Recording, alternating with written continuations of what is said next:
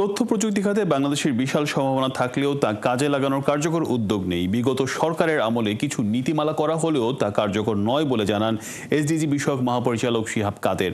SDG বাস্তবায়নের নাগরিক platform আয়োজিত ন্যাশনাল এসডিজি রিপোর্ট ভিএনআর বিষয়ক সভায় এসব কথা বলেন তিনি। অর্থনীতিবিদ ডক্টর মোস্তাফিজুর রহমান পরিচালনায় এই ডায়ালগ বিভিন্ন ব্যবসায়ী নেতারা বলেন, বাংলাদেশে সিএসআর খাতে কোম্পানিগুলোর ব্যয় বাড়ছে, কিন্তু সুষ্ঠু নীতিমালা না থাকায় সিএসআর ব্যয়ের কার্যকারিতা ও স্বচ্ছতা বাড়ছে না বলে জানান তারা। এসডিজির কয়েকটি লক্ষ্যমাত্রা অর্জন করা গেলেও দুটি ভিএনআর রিপোর্টে বাংলাদেশের অবস্থান ভালো ছিল। এবারের প্রতিবেদনে প্রকৃত সমস্যাগুলো চিহ্নিত ও বাস্তবায়নের জন্য এই সংলাপ জরুরি বলে জানান অর্থনীতিবিদ মোস্তাফিজুর রহমান। একইভাবে তথ্য প্রযুক্তি খাতের সম্ভাবনার কাজে লাগাতে কার্যকর উদ্যোগ নেওয়ার কথা জানান প্রধান উপদেষ্টার এসডিজি বিষয়ক দপ্তরের মহাপরিচালক শিহাব কাদের।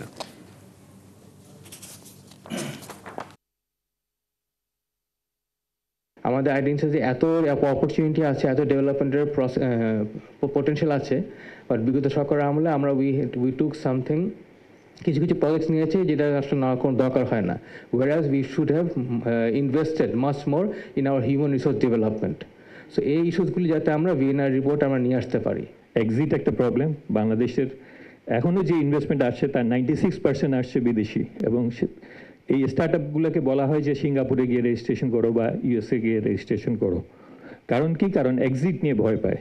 তো আমাদের বাংলাদেশকে যদি চেঞ্জ করতে হয় তাহলে কিন্তু এই যে এমপ্লয়মেন্ট একটা বড় ইস্যু, পাঠাও বলেন বা আপনার এই যে বাইক নিয়ে তারা যাচ্ছে, টোটাল ট্রেন্ড চেঞ্জ করে দিচ্ছে, একটা ডিসরাপশন ঘটাচ্ছে।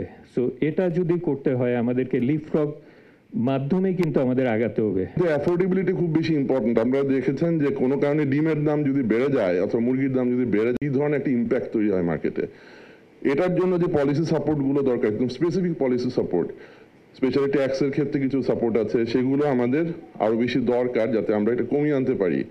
আর পোর্ট ফেসিলিটি, ইনফ্রাস্ট্রাকচার, এগুলো তো কিছু বিষয় আছে, storage facility, cold chain management একটি বড় ইস্যু। বাংলাদেশে অনেক বড় প্রবলেম, কিন্তু এখন সাস্টেনেবল তো আসলে করাই যাবে না যদি আমরা এই প্রসেস মার্কেটের দিকে না যাই।